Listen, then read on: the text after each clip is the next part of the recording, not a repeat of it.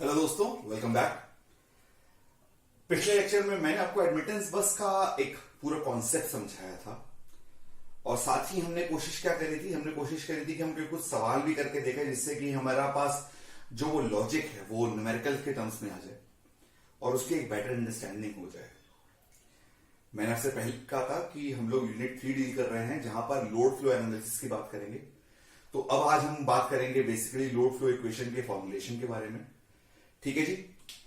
तो अगर आपको याद हो, जब मैंने एडमिटेंस बस की बात करी थी ना, मैंने आपसे कहा था कि अगर मेरे पास एक बस है जिसके अंदर मैं एज्यूम करता हूं कि एक जनरेटर है जो कि SI पावर इंजेक्ट कर रहा है, लेट अस से SG पावर इंजेक्ट कर रहा है, और उसी बस पर मैं कहता हूं अगर एक लोड है जो कि SL पावर डिमांड कर रहा है, तो मैंने कहा था उसी बस को रिप्रेजेंट करने का एक तरीका यह है कि आप एक बस पर मान लीजिए कि एक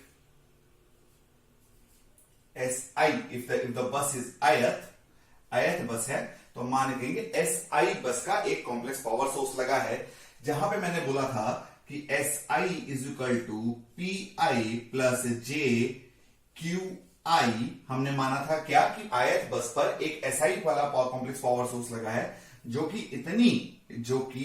इतनी पावर इंजेक्ट कर सकता है। हम मान के चल रहे इंजेक्ट करके चल सकता है, मगर P और Q नेगेटिव भी हो सकते हैं। इसका मतलब लोड जो है वो जनरेटर से ज्यादा है, मतलब उस पर्टिकुलर बस पर जो जनरेशन है वो लोड से कम है। तो हम लोग इस वाले कॉन्सेप्ट में भी आ सकते हैं, P और Q की वैल्यू नेगेटिव भी होगी, उसके हिसाब से अपना रिजल्ट मॉडिफाई कर लेंगे।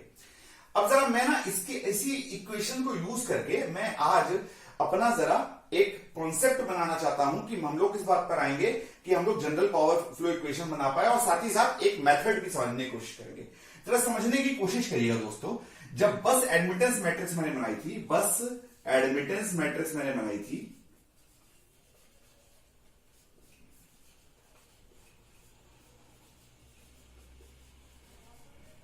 तो हमने क्या बोला था, हमने कुछ इस फॉर्म में लाए थे, I is equal to Y bus into V।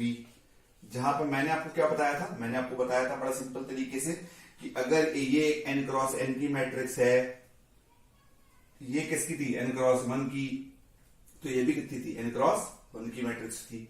सही बात है, यही बात पाए थे। अच्छा, उसके बाद लास्ट में जब लेक्चर खत्म होने वाला था, तब हमने एक जनरल इक्वेशन निकाली थी करंट की। हमने क्या बोला था कि I for ith bus can be given by sigma k is equal to 1 to n y I k v k।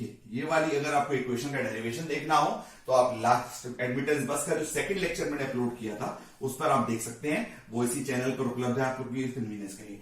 ये वाली इक्वेशन आई थी। हमने आपसे पहले भी कहा था कि इस इक्वेशन से ही हम पूरा गेम खेलना शुरू करेंगे। मैंने पहले ही बोला था कि इसी इक्वेशन से हम लोग पूरा गेम खेलना शुरू करेंगे, और वापस मैं अपनी बात पर ही आता हूं कि हम लोग इस इक्वेशन से पूरा गेम खेलना शुरू करेंगे। अब मैं बोलता हूं कि अगर मैं बात करूं SI की बात करूं, SI कौन सा है, यही तो हुआ। SI की बात करूं तो इसको मैं लिख सकता हूं, क्या लिख सकता हूं, V into VI into I का कॉन्जुगेट। इसमें कोई दिक्कत तो नहीं, ये तो जनरल 3 फेज पावर की इक्वेशन है, कॉम्प्लेक्स पावर फ्लो की।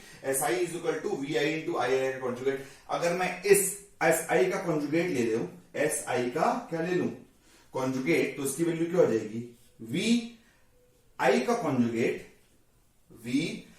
कॉन्जुगेट इंटू आई। सही बात है। अगर मैं अब यहां पर क्या करूं, अगर मैं इस आई की वैल्यू यहां से उठा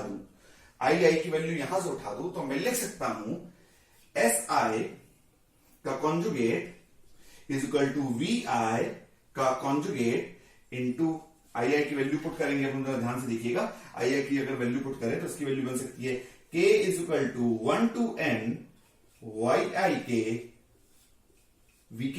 यही तो बनेगा, K is equal to 1 to n YIK VK। अच्छा दोस्तों, अगर मैं आपसे बोलूं कि ना ये पूरे लोड फ्लो की सबसे बेसिक इक्वेशन है, तो कोई एक्सरसाइज मत करिएगा, क्योंकि यही है, ये लोड फ्लो की बेसिक इक्वेशन निकल के आती है और इसी से बाकी पूरा सवाल सॉल्व होने हैं। सारी इक्वेशन इसी से बनने वाली है, सारे आइट्रेशन मेथड इसी पे लगने वाले हैं। वो कैसे लगेंगे इसके बारे में भी बात हम करते हैं। यहां तक कोई दिक्कत तो नहीं। मैंने क्या करा, मैंने आपको बोला कि अगर किसी बस पे जनरेटर और डिमांड दोनों लगी हो तो मैं इसको इस फॉर्म में रिप्रेजेंट कर सकता हूं। लेटेस्ट से कि यही आई है, तो बस फिर से आसानी के लिए, और ये अपना SL आई है और ये अपना SG आई है। तो एसआई की वैल्यू क्या होगी, एसजीआई माइनस एसजीआई चलेगी। एसआई की वैल्यू क्या हो जाएगी, एसआई इज इक्वल टू क्या हो जाएगा, एसजीआई माइनस एसएलआई, वही तो है जनरेटर माइनस लोड। मैंने मान लिया क्या, ये जनरल कन्वेंशन था, पिछली बार फॉलो करा था कि अगर एसआई की वैल्यू पीआई प्लस जेक्यूआई है, however they can be negative, इसका मतलब सिंपल सी बात है, load is greater than the generator generation. ठीक है यहां तक। फिर मैंने क्या करा, बस एडमिटेंस मैट्रिक्स मैंने आपको बताई थी, उससे मैंने क्या बताया था, मैंने कहा था आई की जनरल इक्वेशन आई थी, मैंने कहा ठीक है एसआई की वैल्यू यही तो होगी, एसआई की वैल्यू यहीं से निकाली थी, क्या होगा, ये वी ऑफ द ith बस into I of the ith बस का कॉन्जुगेट। मैंने उसी इक्वेशन में पुट करके वैल्यू इक्वेशन ये वाली वैल्यू निकाल दी, हाँ या ना। ठीक है, तो अब मैं इसी से आगे बढ़ने की कोशिश करूंगा। इसका मतलब मैं इस वाले फॉर्म तक पहुंच गया हूं, इसका मतलब मैं इस वाले फॉर्म तक पहुंच गया हूं कि इस इक्वेशन को मैं एक बार ऊपर लिखूंगा कि मैं बोल सकता हूं कि SI can now B given bye, SI का conjugate can now B given bye, इसको थोड़ा वैसे लिख लेंगे, इसको लिख लेंगे VI का conjugate into K is equal to 1 to n YIK VK। गलत तो नहीं है ना, यही इक्वेशन है, ऊपर वाली इक्वेशन है। अच्छा अब जरा समझिएगा, यहां पर हम थोड़ा ना समझने की कोशिश करेंगे, कैसे समझने की कोशिश करेंगे, चेक करिएगा। अगर मैं बोलता हूं VI is equal to magnitude of VI with angle of delta I, तो VK को क्या बोलूंगा, VK को मैं बोलूंगा magnitude of VK with an angle of delta K, सही है। अच्छा YIK को क्या बोलूंगा, YIK को मैं बोलूंगा YIK angle of theta IK, यही जनरल कन्वेंशन ले लिया मैंने, अभी सिंपल कर दिया। मैंने क्या दिया, VI is equal to magnitude into angle, इसका एंगल दे रहा है, इसका एंगल दे रहा है। ठीक है जी, चलिए यहां से बढ़ते हैं। अब जरा समझने की कोशिश करते हैं दोस्तों, जरा यहां से हम जरा इक्वेशन पुट करेंगे। इसका मतलब मैं लिख सकता हूं, अगर मैं इन सब वैल्यूज को इस वाली इक्वेशन में पुट करने की कोशिश करूं तो मैं अब लिख सकता हूं SI का कॉन्जुगेट क्या हो जाएगा, SI का conjugate is equal to VI का कॉन्जुगेट, सही तो है, मैग्नीट्यूड लगेगा ना। अच्छा कॉन्जुगेट में एंगल में तो फर्क पड़ता ही नहीं भैया, VI का मैग्नीट्यूड लग गया, सीधी सीधी बात, क्या चलेगा, K is equal to 1 to n, गलत तो नहीं, मैग्नीट्यूड वर्ड हो गया, समझिएगा। ठीक है, मतलब अगर कॉन्जुगेट होता तो एंगल क्या होगा, माइनस है, ये सब किसमें, प्रोडक्ट में, तो सबको क्या होना चाहिए था, प्लस, मगर अब क्या हो जाएगा, ये वाला क्या हो जाएगा माइनस, क्यों, क्योंकि एंगल का कॉन्जुगेट है। ठीक है ना, मैं इसको दोबारा एक बार आसानी से समझाता हूं कि अगर मैं यहां पे बोलता हूं कि ये अपना VI का कॉन्जुगेट चलेगा तो ये एंगल पे क्या हो जाएगा, माइनस, तो सीधी सीधी बात, अब इसकी वैल्यू क्या हो जाएगी, इसकी वैल्यू हो जाएगी YIK का क्या, मैग्नीट्यूड, VK का क्या चलेगा, मैग्नीट्यूड, और एंगल क्या चलेगा, मुझे बताइएगा, एंगल चलेगा क्या, चेक करिएगा, it would be equal to theta IK plus del K minus del I, गलत तो नहीं, theta IK plus del K minus del I, ये अपना एंगल इक्वेशन आ गई। अच्छा अब जरा समझिएगा, SI की वैल्यू थी क्या, it was equal to PI plus JQI, SI की वैल्यू ये थी, SI की वैल्यू ये थी, तो कॉन्जुगेट की वैल्यू क्या हो जाएगी, it would be coming out to be minus of JQI, गलत तो नहीं भैया, SI की वैल्यू PI प्लस JQI थी, तो SI का कॉन्जुगेट की वैल्यू क्या हो जाएगी, PI माइनस JQI, यहां तक कोई दिक्कत तो नहीं। तो अगर मैं यहां से PI की वैल्यू लिखना शुरू करूं, PI की वैल्यू लिखूंगा तो उसकी वैल्यू क्या लिखूंगा, मैग्नीट्यूड ऑफ VI, तो थोड़ा बड़ा लिखता हूं, अगर मैं PI की वैल्यू लिखूंगा तो क्या लिखूंगा, मैग्नीट्यूड ऑफ VI कितनी, K is equal to 1 to n, ठीक है जी, YIK VK, अब क्या, जब रियल पावर चल रहा है तो क्या चलेगा, cosine of theta IK plus del K minus del I, ठीक है जी, और QI की वैल्यू क्या हो जाएगी, QI की वैल्यू कितनी हो जाएगी, मैग्नीट्यूड ऑफ VI, सब कुछ सेम रहेगा, K is equal to 1 to n, वापस magnitude of YIK VK sinusoidal function of theta IK plus del K minus del I, यही तो आएगा। ओके जी, जरा समझिएगा, ये P और Q की ith बस की इक्वेशन निकल के आई है, किसके लिए निकल के आई है, ये किसके लिए निकल के आई है, इंपॉर्टेंट चीज है, यहां से पकड़ने की कोशिश करेंगे हम इक्वेशन, पूरा सवाल यहीं से निकलेगा, कौन किसके लिए निकल के आई है, फॉर ith बस, फॉर ith बस। ठीक है जी, कितनी हो गई? फॉर ith बस, मतलब एक बस के लिए कितनी इक्वेशन आ रही है? 2। हाँ या ना, एक बस के लिए कितनी इक्वेशन आ रही है? 2। अब यहीं से पकड़ने की हम लोग वापस कोशिश करेंगे। अगर एक बस के लिए 2 इक्वेशन आ रही हैं, अगर मैं कहता हूं फॉर n बस सिस्टम, फॉर n बस सिस्टम लेके चलूं, तो अगर एक बस के लिए 2 इक्वेशन आ रही है, तो n बस सिस्टम के लिए कितनी इक्वेशन आएंगी? 2n। कितनी आएंगी? 2n equations. गलत तो नहीं? अगर n बस सिस्टम है तो कितनी इक्वेशंस आएंगी? 2n equation. अब जरा इसमें ना नंबर ऑफ वेरिएबल देखते हैं। क्या देखते हैं? Number of variable. यही पूरा खेल खेलेगा अब, नंबर ऑफ वेरिएबल। हमने आपसे पहले भी कहा था, किसी भी बस के अंदर ना आपको 4 डाटा देखने होते हैं। कौन कौन से देखने होते हैं? P, Q, और वैसे तो हम बोलेंगे क्या देखेगा? V फेजर देखेगा, जिसका मतलब होता है magnitude of V with an angle of delta. ये 4 हैं, तो बेसिकली हम यहां पर अब 4 चीजें लिखेंगे। ये क्या क्या देख रहा है? P, Q, V और डेल्टा। मगर ये किस बस के लिए है? ये ith बस के लिए भी है, नंबर ऑफ वेरिएबल। तो फॉर n बस कितने इक्वेशन लेंगे? 4n variable. कितने वेरिएबल हो गए? 4n। अगर n बस सिस्टम है तो इक्वेशन कितनी? 2n। वेरिएबल कितने? 4n। क्या सॉल्व कर सकते हैं? क्या सॉल्व कर सकते हैं? नहीं, बिल्कुल नहीं। तो सिंपल सी बात समझिएगा, अगर 4n वेरिएबल है और कितनी इक्वेशन है? 2n। उनको सॉल्व करा जा सकता है आसानी से? नहीं करा जा सकता। तब इसका मतलब सिंपल सी बात है। तो हम लोग अब अपनी बात पर आते हैं, बिल्कुल समझिएगा। तो वेरिएबल कौन कौन से हो गए अपने पास? वेरिएबल हो गए अपने पास, वेरिएबल कौन से हो गए? P, Q, V और डेल्टा। कितने हैं? 4 फॉर 1 बस। तो n बस सिस्टम के लिए कितने वेरिएबल हो गए? कितने इंपॉर्टेंट है? 4n। सही है। इसी तरह आप इक्वेशन पकड़िएगा, यहां से इक्वेशन पकड़ाएंगे हम आपको। अब इक्वेशन कितनी आ रही है? इक्वेशन कितनी आ रही है? 2 फॉर 1 बस। भैया ith बस के लिए Pi और Qi निकाला था, तो फॉर n बस कितनी आएंगी? फॉर n बस कितनी हो गई? 2n। क्या सॉल्यूशन आ पाएगा? नहीं। क्या सॉल्यूशन आ पाएगा? नहीं। दूसरी चीज, अगर एक चीज और चीज देखिए, आप एक चीज और देखिए। अब यहीं से इसी इक्वेशंस को देखिए। ये इक्वेशंस क्या लीनियर है? क्या ये इक्वेशंस लीनियर है? नहीं। ये इक्वेशंस कैसी हैं? Non linear. ठीक है, नॉन लीनियर है। तो कैसी इक्वेशन, क्या यूज करोगे आप? जब नॉन लीनियर है इक्वेशंस कैसी हो गई? नॉन लीनियर है। तो क्या यूज करोगे? क्या सिंपल मैथमेटिक्स यूज कर पाओगे? नहीं। तो हम लोग क्या यूज करेंगे? Iterative methods. क्या यूज करेंगे? Iterative methods. ठीक है जी, आइटरेटिव मेथड्स। मगर आइटरेटिव मेथड्स भी तभी काम करेंगे। फिर से बोल रहा हूं, एक बस के लिए 2 इक्वेशन आ रही हैं। कितनी आ रही हैं? 2।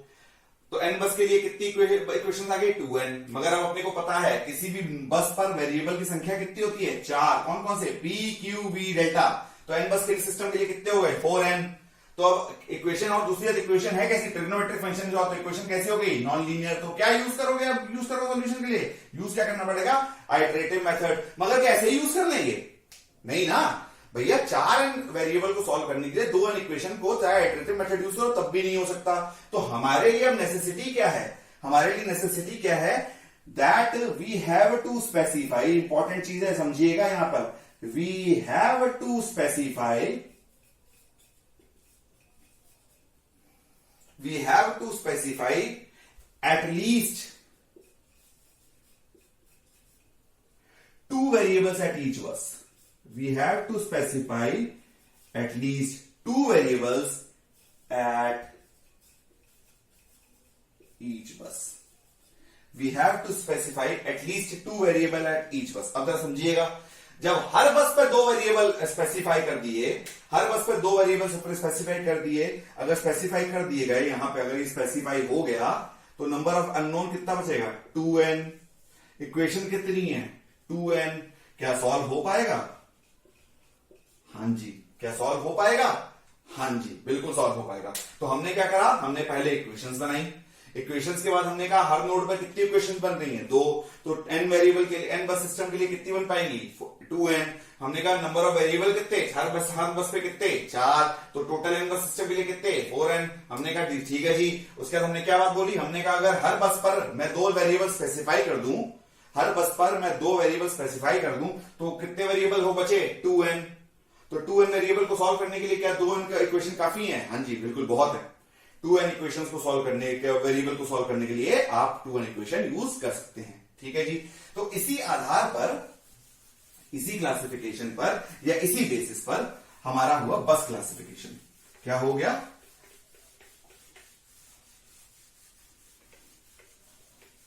इसको हम बोलेंगे अब क्या हो गया हमारा इंपॉर्टेंट टॉपिक अब शुरू हुआ है, बस क्लासिफिकेशन। बस क्लासिफिकेशन।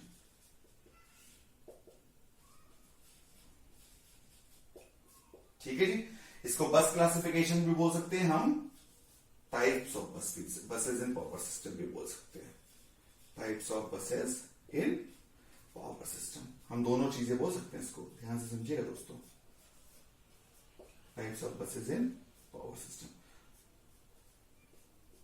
ठीक है जी। तो चलिए शुरू करते हैं types of buses in power system. पहली बस जो आती है उसका नाम होता है रेफरेंस बस।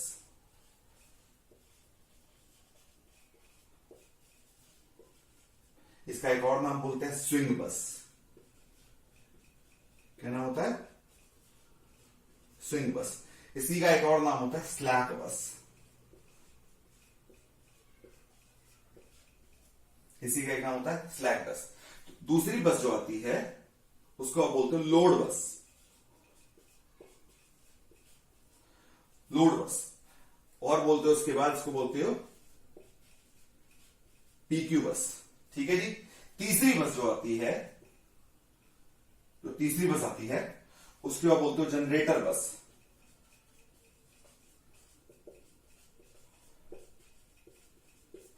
इसको एक बोलते हो पीवी बस। अच्छा, एक और इसको नाम बोला जाता है, वैसे तो उसको वोल्टेज कंट्रोल बस एक अलग क्लासिफिकेशन है, बट यूजी लेवल पे लिए मैं उसको उसी लेवल पे मानता हूं, voltage control bus. Voltage control bus. अब जरा समझिएगा, ये इंपॉर्टेंट बात समझिएगा। जो रेफरेंस बस होती है, इसको सिंपल समझिएगा, हम लोग ये रेफरेंस मानना है। क्या मानना है? रेफरेंस। क्या मानना है? रेफरेंस। तो यही सब कुछ है। अगर सिस्टम की तुमने रेफरेंस से ही मान ली। अच्छा, पीयू सिस्टम जब करते थे तब आइडियली हम लोग क्या करते थे? हम लोग सिस्टम का बेस किसको लेते थे? बेस। क्या लेते थे? बेस। तो सिस्टम का बेस किसको लेते थे? हम उसको ले लेते थे भाई जो जनरेटर पर सबसे ज्यादा कैपेसिटी हो। हम कहते थे चल भाई तू ही बन जा। जिस जनरेटर की सबसे ज्यादा कैपेसिटी हो हम उसी को बोलते थे चल भाई तू ही बन जा। तो इस वाली बेस के अंदर क्या हो गया? इसके अंदर जो इस जब बस बात है तो इसके अंदर जो सबसे बड़ा जनरेटर है ना, वो वाली बस को आप मान लीजिएगा, सबसे सिंपल। और वैसे तो सवाल में बताया जाता है, मगर आप एक चीज जरूर मानिएगा, सवाल में बताया जाता है कौन सी स्विंग बस देगा, मगर आपको एक चीज माननी है, चाहे जब भी सवाल हो, आपकी जो फर्स्ट बस बननी है वो हमेशा स्लैक बनेगी, स्विंग बस बनेगी या रेफरेंस बस बनेगी। नाम एक ही है तीनों को, चाहे रेफरेंस बस बोलो, चाहे स्लैक बस बोलो, चाहे बोलो स्विंग बस। ठीक है जी। तो ये वाली बस कौन सी होती है? ये वाली बस को आप जनरली मान कर चलेंगे विद हाईएस्ट कैपेसिटी वाली जनरेटर बस, विद हाईएस्ट कैपेसिटी वाली बस। इसके अंदर क्या नोन होगा? जरा चेक करिए, इसके अंदर नोन क्या होगा? इसके अंदर नोन होगा V, डेल्टा। क्या नोन होगा? V, डेल्टा। इंपॉर्टेंट क्या है? इंपॉर्टेंट होगा has to be in each system, has to be in each system. मतलब आपको मानना ही पड़ेगा कि हमारी ये वाली बस स्लैक बस मानी हुई है। अच्छा, आप जरा समझने की कोशिश करिएगा दोस्तों, मैंने फिर अभी बताया है, आप क्या करिएगा, जो इस जनरेटर पर आपको पता चल रहा हो जिसकी मैक्सिमम कैपेसिटी है, आप उसी से उलझ जाइएगा और बता दीजिएगा, कह दीजिएगा कि यही मेरा है कौन सा रेफरेंस बस है। तो अगर नोन वाला का बात करूं, अगर मैं कहूं कि मेरा नोन जो है वो वोल्टेज और लोड एंगल हो गया, तो अननोन मेरे कौन से हो गए? अननोन कौन कौन से हो गए? तो अननोन मेरे कौन कौन से हो गए? P और Q, P और Q। मैंने फिर बोला है, इसको जरा समझिएगा। Generally I is equal to 1, जहां पे मैं बता रहा हूं I क्या है, एनएस बस सिस्टम है, 1 2 से लेकर n तक चलता है। I क्या है, जनरली आप लेके चलिएगा इसको, जनरली फर्स्ट बस को जो आप लेके चलेंगे, जनरली जनरेटर का शॉर्ट फॉर्म ना समझ लें आप लोग, generally I is equal to first bus को आप जो लेके चलिएगा वो आप लेके चलिएगा अपनी रेफरेंस बस को या स्लैक बस को या स्विंग बस को, वही नाम है, तीनों के नाम बस एक ही हैं, मैं तीनों नाम आपके सामने रखा हूं, रेफरेंस बस ही बोल सकते हो, स्विंग बस ही बोल सकते हो, स्लैक बस ही बोल सकते हो। इसका काम क्या होता है, इसका काम होता है सिस्टम के अंदर एक्सेस पावर प्रोवाइड करना। मैंने इसीलिए बोला जो जनरेटर सबसे बड़ी कैपेसिटी का उसको दे दीजिएगा, क्योंकि जो भी सिस्टम के अंदर एक्सेस पावर रिक्वायरमेंट है वो सारा का सारा कौन देगा, स्विंग बस देगा। ये इसका बात समझिए, वेरी इंपॉर्टेंट पॉइंट है, जितनी भी एक्सेस डिमांड सिस्टम में आएगी वो यही देगा, ठीक है जी। तो इसके अंदर क्या क्या अननोन, नोन क्या क्या होगा, वी एंड डेल्टा। मैं फिर बता रहा हूं, मेरे पास सिर्फ 4 अननोन है, पी क्यू वी और डेल्टा, मेरे पास यही अननोन है 4। तो अगर 2 मैंने दे दूंगा, मैंने आपसे पहले ही कहा था मुझे क्या निकालने, मुझे निकालने सिर्फ 2, तो 2 दे रहा हूं। मैंने क्या कहा, मैंने कहा सिस्टम की एक बस को आप रेफरेंस मान लीजिए, तो क्या आ जाएगा, वी और डेल्टा, तो अगला क्या आ जाएगा, पी और क्यू, सिंपल सी बात है। अगले वाले में क्या ले लीजिएगा, लोड बस। लोड क्या होता है, लोड बेसिकली जनरेफाइड होता है, सिग्निफाई करते हैं कि रियल पावर कितनी डिमांड है और रिएक्टिव पावर कितनी डिमांड। तो यहां पे नोन क्या हो जाएगा, अपने आप समझदारी वाली बात अगर समझेंगे तो इसमें नोन क्या हो जाएगा, P हो जाएगा और Q हो जाएगा। अगर वो बता दे रहा है कि लोड इतना वॉट का है तो वॉट, अगर वो बोल रहा है इतने वॉट का है तो क्या दे दिया उसने, Q, और बोल दिया रिएक्टिव पावर डिमांड इसकी इतनी P, तो उसने कह दिया रिएक्टिव पावर डिमांड क्या है, तो ये आ गया Q। तो सिंपल सी बात है, यहां समझिएगा, वो आपको P भी दे रहा है और आपको Q भी दे रहा है। अच्छा, अननोन क्या हो गए, मैं दोबारा एक आसानी के लिए, आपकी सिंपलिसिटी के लिए धीरे धीरे चल रहा हूं। कितने वेरिएबल है, P Q V डेल्टा, तो अननोन क्या हो गए, V डेल्टा। मतलब कि जो स्लैक बस के नोन है वो PQ बस के अननोन है, और जो PQ बस के नोन है वो स्लैक बस के अननोन है। अब इन दोनों को मिला दो थोड़ा थोड़ा, तो जनरेटर बस, PV बस। अच्छा, यहां तो सिर्फ लोड है ना, यहां तो लोड दिया गया, मगर कुछ ऐसा तो है नहीं कि किसी बस सिस्टम में से एक ही बस पे जनरेटर लगा होगा और आपने बोल दिया भैया वो मेरी स्विंग बस है, और बसेस पे तो जनरेटर लगा होगा ना। अब जनरेटर कैसे लगता है बताइए जरा, जनरेटर कैसे लगता है, जनरेटर आपको बताता क्या है कि भैया इतने हम इतने एमवीए के सिस्टम है, हम इसको हॉर्स पावर पे देने की कोशिश कर रहे हैं, या हम इतने हॉर्स पावर का जनरेटर है इतनी, और ये वोल्टेज जनरेट करने की कोशिश कर रहा है। हम लोग यही बात तो करते हैं, जनरेटर एमवीएम रेटिंग नहीं देते, मैं जानता हूं ये बात, मगर फिर भी मैं बात कर रहा हूं कि इतने पावर फुट कर रहा है। तो यहां पे जो जनरेटर बस या वोल्टेज कंट्रोल्ड बस है ना, यहां पर क्या है, इसके यहां पे जो नोन होता है वो अपना 2 वेरिएबल होते हैं, एक P और एक V, ये होते हैं नोन। और अननोन क्या हो गए, आप अपने समझदार हैं खुद ही, तो अननोन क्या हो जाएंगे, अननोन जाएंगे Q एंड एंगल डेल्टा। मैंने फिर समझने की कोशिश करिएगा। अच्छा, मैं आपको थोड़ा सा फिर से इसकी पहले बात कर लेते हैं। तो नोन वाले कौन से हो गए, नोन वाले वो हो गए P और V वाले, और अननोन क्या हो गए, Q और डेल्टा वाले। अब जरा वोल्टेज कंट्रोल बस, मैंने पहले क्यों कहा था अलग होता है दोस्तों, अभी इस लेवल पे शायद आपको ना पता हो, मगर कुछ बसेस पे वोल्टेज कंट्रोल करने के लिए कैपेसिटर बैंक लगाते हैं, स्टैटकॉम लगाते हैं, तो बेसिकली उनको वोल्टेज कंट्रोल बस बोलते हैं। मगर आपके लेवल पर, चूंकि वापस वहां पे वही बात कर रहा हूं, क्योंकि वोल्टेज कांस्टेंट रखने की कोशिश करता है, वोल्टेज स्पेसिफाइड रहती है और पावर स्पेसिफाइड रहती है, इसीलिए मैं इसको इसी के अंदर मान काउंट करके चलूंगा। क्या काउंट करके चलूंगा कि ये भी कौन सी है, पीवी बस। तो पीवी बस के अंदर क्या क्या दे दिया, पीवी। अगर आप इसको ऐसे याद करो ना, शायद थोड़ा कंफ्यूजन हो जाएगा, तो इसलिए आप ऐसे याद करिए। लोड बस को क्या कहते हैं, PQ बस। तो PQ बस पे क्या नोन है, P और Q, अननोन क्या हो गया, V और डेल्टा। जनरेटर बस को क्या बोलते हैं, PV बस। तो ये क्या होगा, PV, और अननोन क्या होगा, Q और डेल्टा। इसी तरह स्लैक बस पे क्या अननोन है, स्लैक बस पे अननोन क्या है, P और Q, और नोन क्या हो गया, V और डेल्टा। ये बहुत इंपॉर्टेंट है, इसको जरा ध्यान से आप 2 मिनट देखिए।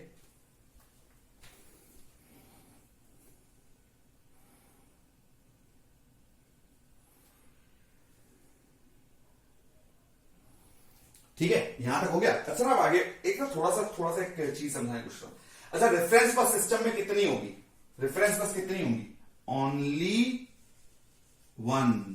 रेफरेंस बस कितनी होगी, ओनली 1। सिर्फ एक बस हमारी रेफरेंस बस होगी, ये बात पकड़ने वाली है। सिर्फ एक बस कौन सी होगी, रेफरेंस बस। अच्छा, अधिकतर क्या होता है, अधिकतर तो क्या कनेक्टेड होते हैं, जनरेटिंग पॉइंट्स कम होते हैं, लोड ज्यादा होते हैं, तो इसीलिए हम बोलते हैं नियरली 80% जो बसेस होती हैं वो कैसी होती हैं, नियरली 80% जो बसेस होती हैं वो कैसी होती हैं, PQ, लोड बसेस। क्योंकि उनका काम क्या होता है, किसी भी तरह बस load load load load, power system is all about load. Generation तो बहुत कम पॉइंट्स पे है, ज्यादा पॉइंट्स पे तो कंजम्पशन ही है ना, या डिमांड है। तो वो डिमांड किस पे फॉर्म में दोगे, 80% के फॉर्म डिमांड में, तो वो कौन सी है, पीक्यू बस। अच्छा, बाकी को बची खुची जो 10% बसेस हैं वो कौन सी होती हैं, पीवी बस। पीवी बस यहाँ पे फोटोवोल्टाइक नहीं है, आप समझिएगा नहीं कि ये बात कहिएगा कि सोलर सिस्टम की बात, सोलर एनर्जी पावर सिस्टम की बात कर रहा हूं, नहीं, मैं उसकी बात नहीं कर रहा हूँ, पीवी की बात नहीं कर रहा हूं, मैं सिंपली बात कर रहा हूँ पावर और वी की। तो हम बेसिकली यहाँ पे कैसे बात कर रहे हैं, हमारे पास अननोन सिस्टम में कितने हो सकते हैं, किसी बस की स्पेसिफाई करने के लिए 4 वेरिएबल्स हो सकते हैं, एक होता है रियल पावर, एक होता है रिएक्टिव पावर, एक होता है वोल्टेज और एक होता है लोड एंगल डेल्टा। हमें उसको स्पेसिफाई करने के लिए 2n इक्वेशंस मिल गई थी, मगर वेरिएबल कितने थे, 4n। तो हमने क्या करा, 2n स्पेसिफाई करने के लिए वोल्टेज को क्लासिफाई, सॉरी बसेस को क्या कर दिया, क्लासिफाई। अब बसेस को जब क्लासिफाई करने पहुंचे तब हमें क्या पता चला, तब हमने बसेस को 3 आधार पर क्लासिफाई किया। बहुत इंपॉर्टेंट टॉपिक है ये आपका गारंटेड है, ये आपका यूजी के सेमेस्टर एग्जाम्स में आएगा ही आएगा, और जनरली ये हर तरीके पूछा जाता है। जैसे कि what is the number of swing bus in the system, answer is only 1, there is only 1 swing bus in the system. ठीक है जी, यहां तक पहुंच गए। चलिए, अब मैंने यहां इसके बाद इसको जरा ध्यान से देख लीजिए, फिर से पूरी बात एक बार ध्यान से अपने दिमाग में, स्लाइड को पॉज करके एक बार देख लीजिएगा इत्मीनान से बैठ के। ठीक है जी, चलिए आगे बढ़ते हैं। अब बस क्लासिफिकेशन के बाद आता है, अब बात क्या आती है, मैंने क्या बोला था आपसे, अब बात ये उठती है दोस्तों कि आपके पास मैंने पीआई और क्यूआई नाम की इक्वेशंस ही बनवा दी, मगर मैंने एक बात बोली थी अभी पीछे, मैंने क्या बोला था कि सिस्टम की जो इक्वेशंस आ रही है वो कैसी आ रही है, नॉन लीनियर। कैसी इक्वेशंस आ रही है, नॉन लीनियर। और मैंने कहा था नॉन लीनियर सिस्टम को सॉल्व करने के लिए आप यूज करते हो आइटरेटिव टेक्निक्स। क्या यूज करते हो, आइटरेटिव टेक्निक्स।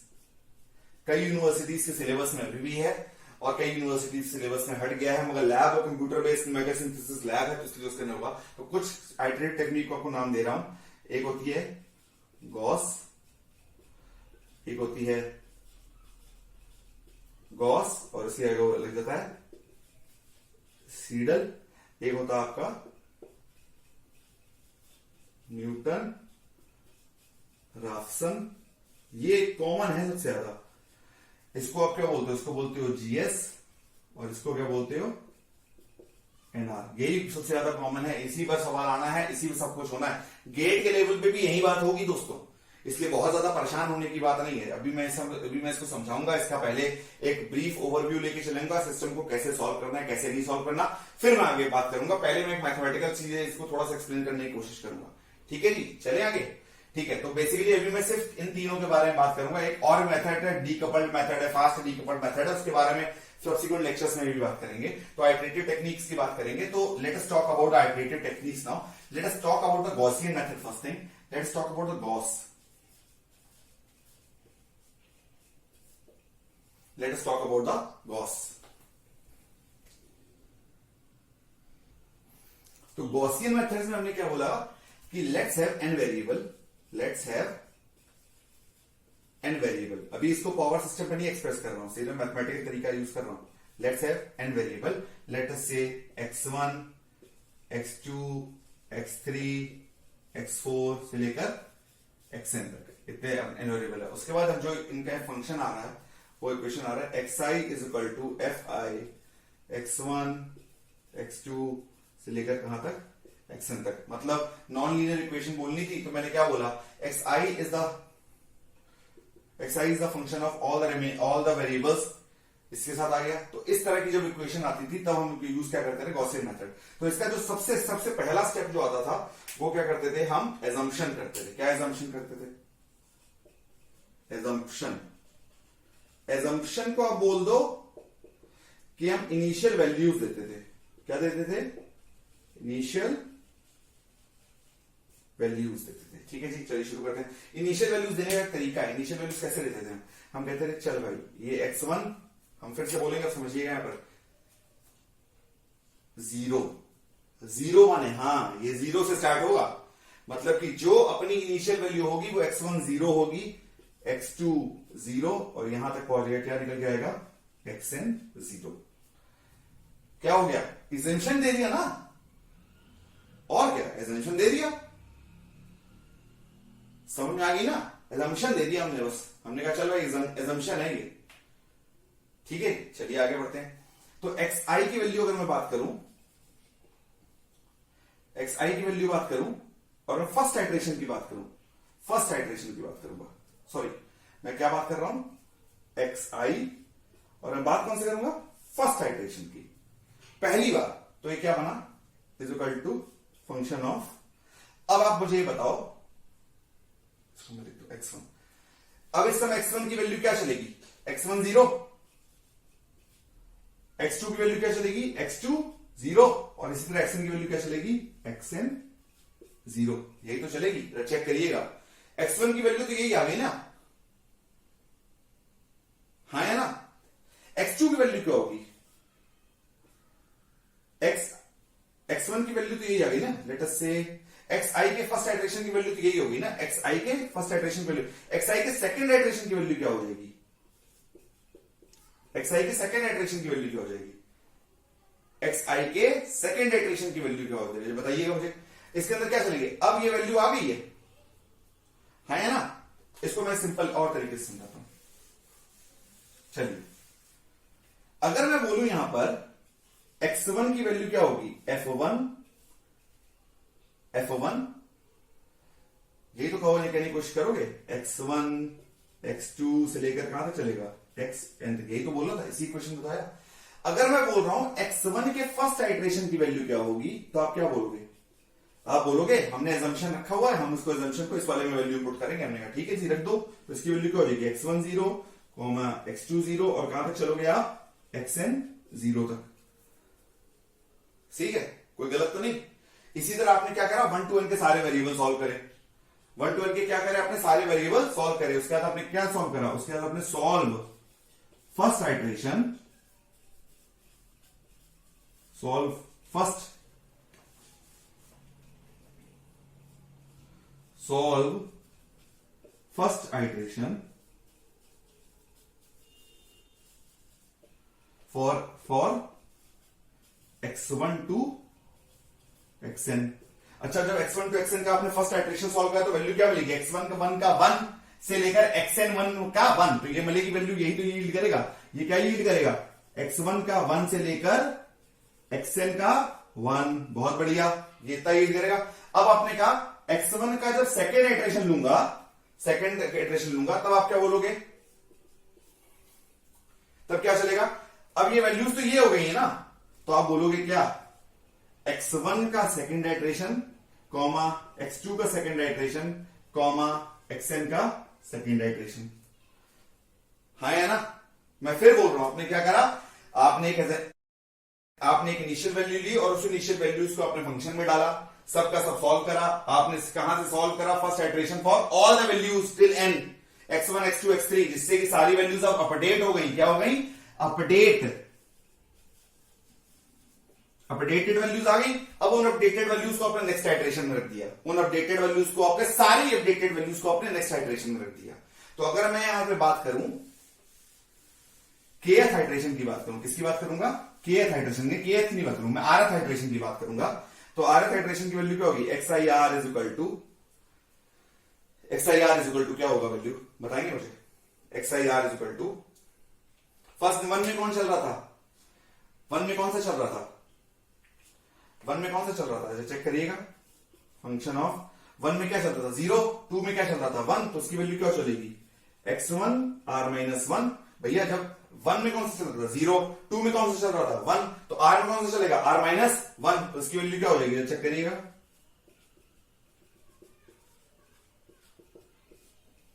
xn r-1 तक।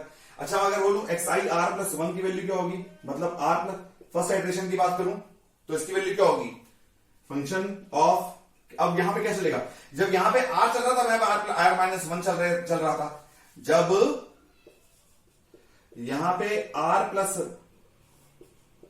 जब यहां पे r चल रहा था, यहां पे क्या चल रहा था r-1, अब यहां पे r+1 चल रहा है, तो वहां पे क्या चलेगा, x1r कॉमा x2r से लेकर कहां तक, xn r तक। अब जरा समझिएगा, if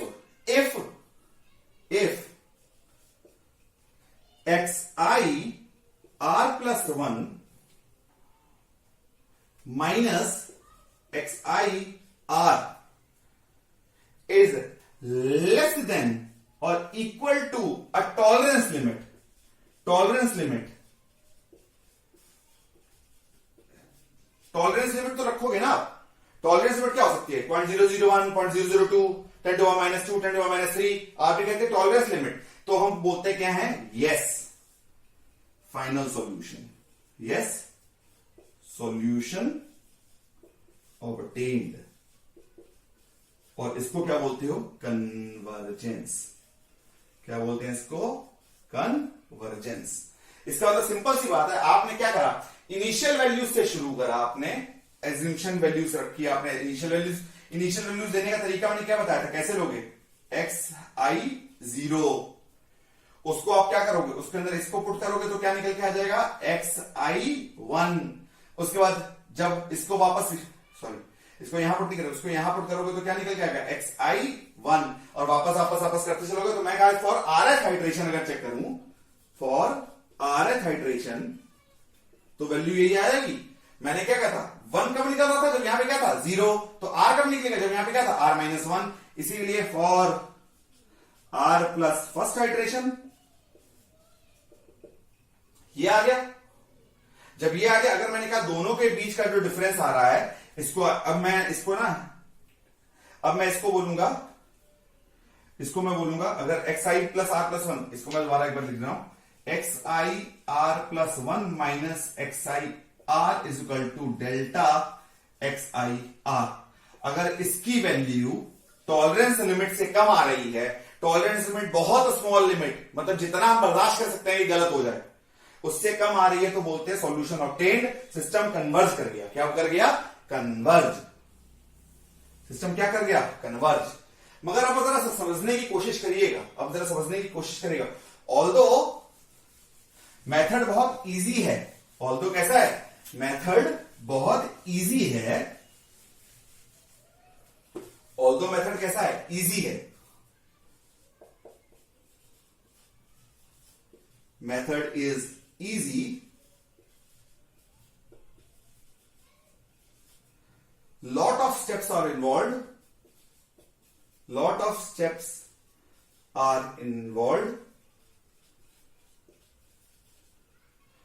ठीक है, जिसकी वजह से कन्वर्जेंस इज स्लो। अब मैं आपसे कह रहा हूं ये मेथड यूज करो और आप करो, 2 दिन बाद आंसर आ रहा है, तो मतलब है क्या? सिस्टम एक ऐसा सिस्टम जिसमें लाखों करोड़ों बसेस की बात हो रही है, उसमें ये कितना टाइम लगाएगा सॉल्व करने? हर बस के लिए हर वैल्यू सॉल्व करोगे क्या? नहीं ना। हर बस के लिए हर वैल्यू सॉल्व करोगे तो क्या फायदा? सब खत्म। तो इसका मतलब क्या हुआ? इसका मतलब सिंपल सी बात है, वो क्या कह रहा था आप जरा समझिएगा, वापस एक बार गॉस का जल्दी से रिवाइज करते हैं। वो क्या कहता है? वो कहता है कि आप सबसे पहले एक इनिशियल एजम्पशन ले लो, उसके बाद क्या करो? एक्स आई 1 में उस वैल्यू को रख दो, इसको रख दो, ठीक है। उसके बाद सब के लिए सॉल्व करो, solve for I is equal to 1 to n, इतने तक के लिए सॉल्व करो। उसके बाद क्या करो? जब ये हो जाए वैल्यू अपडेट मान लो, क्या मान लो? वैल्यू अपडेटेड, सही है। अब जब वैल्यू आ जाएगी सबकी, तो उसके बाद क्या कहता है? किसमें डाल लो? एक्स आई 2 में डाल लो। तो यहां पे कौन सी डालेगी? यहां पे डालेगी एक्स आई 1 से लेकर एक्स एन 1 तक। मैं कई बार समझा रहा हूं कि चीज के लिए, तो मैंने कहा था कि अगर डेल्टा एक्स आई के आरथ value less than equal to tolerance हो रहा है, तो बोलेंगे कन्वर्जेंस आ गया। ये पूरा शॉर्ट में समझा दिया। कन्वर्जेंस स्लो नहीं चाहिए हमें, आंसर कैसा चाहिए? जल्दी जल्दी। हमें आंसर कैसा चाहिए? जल्दी जल्दी। तो क्या गॉस मेथड सही है? नहीं, मुझे तो नहीं लगता गॉस मेथड सही है। अच्छा एक चीज बताओ, जरा समझिएगा, अगर x1 की बात करूं, x1 की वैल्यू अगर यहीं पर अपडेट हो गई है, तो जब x2 के लिए सॉल्व कर रहा हो तो ये अपडेटेड वैल्यू रखो ना, हाँ या ना भैया? सिंपल सी बात है, जरा चेक करिएगा। मैं यहीं से समझाने की कोशिश करता हूं। अब मैं जरा गॉस सीडल की बात करता हूं, ठीक है। मैं इसको समझाने के लिए एक बार गॉस का एक तरीका लेता हूं, गॉस का तरीका लेता हूं। मैं कह रहा हूं मैंने क्या लिया? x1 0, तो x1 1 की वैल्यू क्या हो जाएगी? फंक्शन ऑफ x1 0 x2 0 से लेकर कहां तक चला, xn 0 तक। तो जब x2 का मैं वन वेरिएबल सॉल्व करूंगा तो फंक्शन क्या चलेगा, x क्या चलेगा वापस x1 0 x2 0 और चलेगा xn 0 तक। गॉस ने ये बोला था। इसके बाद क्या हुआ, गॉस आ गया सीडल के साथ, एक और आया, फिर एक दूसरा मेथड बना जिसको मैंने बोला गॉस सीडल। ये भी गॉस ही चल रहा है। उसने भी बोला क्या, उसने कहा सब कुछ सही है तुम्हारा, सब कुछ सही है, तो तुम एजम्पशन ले लेते हो, बहुत अच्छी बात। उसने ये भी बोला कि तुम्हारा x1 की जो फर्स्ट आइटरेशन है उसकी में जो तुम सॉल्यूशन तरीका लगाते हो बहुत बढ़िया करते हो। उसने कहा ये भी तुम सही करते हो। मगर जब तुम कहता है जब सेकंड एलिमेंट का तुम आइटरेशन करने जाते हो तो ये अपडेटेड वैल्यू क्यों नहीं लगाते हो, तुम यही वैल्यू क्यों लगाते हो। वो कहता है तुम ये वैल्यू लगाओ ना, वो कहता है तुम ये वाली वैल्यू लगाओ, क्योंकि तुम्हारे पास तो अपडेटेड वैल्यू आ चुकी है ना, तो वेट किस बात का कर रहे हो। वो कहता था, गॉस कहता था पहले 1 to n की सारी सॉल्व करो और उसके बाद क्या करो, दोबारा सॉल्व करो। वो कहता नहीं, गॉस सीडल कहता नहीं, कहता तुम्हारे पास जब अपडेटेड वैल्यू आ चुकी है तुम पहले ही सॉल्व करो ना, क्या दिक्कत है तुमको। अब आप बताइए ये क्या गलत बोल रहा है। वो कह रहा है जब तुम्हारी वैल्यू अपडेट हो गई है एक्स फर्स्ट की फर्स्ट आइटरेशन में तो उसको यूज करिए ना। तो उसकी वजह से क्या हो गया था, उसकी वजह से क्या होता है चेक करिएगा, क्या कुछ सिस्टम में फर्क पड़ेगा, क्या कुछ सिस्टम में फर्क पड़ेगा इस, मगर इसकी वजह से एक चीज हो जाएगा, क्या हो जाएगा, convergence is faster. Convergence faster मतलब रिजल्ट्स obtained are faster। यही चीज तो मेन है। हमें क्या चाहिए, मैंने इससे क्या बोला कि सबसे ज्यादा इंपॉर्टेंट बात क्या है कि रिजल्ट्स ऑब्टेन होने चाहिए। अच्छा शर्त वही है क्या कि xi(r+1 -xi(r) should be less than or equal to tolerance, तभी बोलोगे आपका कन्वर्ज कर गया। ये क्या था, होता था टॉलरेंस ना। दोबारा बता रहा हूं, वो कह रहा था गॉस और गॉस सीडल में अंतर समझिए। वो कहता है कि हर एलिमेंट के लिए आप वही वैल्यू यूज करो जो एज्यूम करी हुई है। ये कहता था नहीं, तुमने एक बार कर लिया ना, नई वैल्यू आकर उसको नई वैल्यू को पुट करो। वो क्या करो, वो कह रहा है तुमने जब x1 की नई वैल्यू ले आए हो तो नई वैल्यू को पुट करो ना यार, वेट किस लिए कर रहे हो। तो ये कौन सा था, गॉस सीडल। तो अब आप खुद सोचिए, एक ही डाटा को कई बार प्रोसेस करा और दूसरा एक क्या कर रहा, अपडेटेड करता चला जा रहा अपना डाटा। तो जब अपडेटेड करता चला जा रहा तो वो जल्दी कन्वर्ट करेगा ना। तो इसीलिए Gauss Seidel method power system के अंदर ज्यादा यूज होता है। अभी न्यूटन राफसन की बात नहीं करी, गॉसियन हम लोग यूज नहीं करेंगे। हम लोग कौन सा यूज करेंगे, गॉस सीडल मेथड। ये जो गॉस सीडल मेथड है अभी हम ये नेक्स्ट क्लास में डील करेंगे। Thank you class. मेरे हिसाब से आपको ये बात समझ में आ जानी चाहिए। अभी तक ये बहुत आसान तरीके से मैंने कोशिश करी समझाने के लिए। फिर भी कोई डाउट हो तो प्लीज कमेंट जरूर करिएगा। Thank you.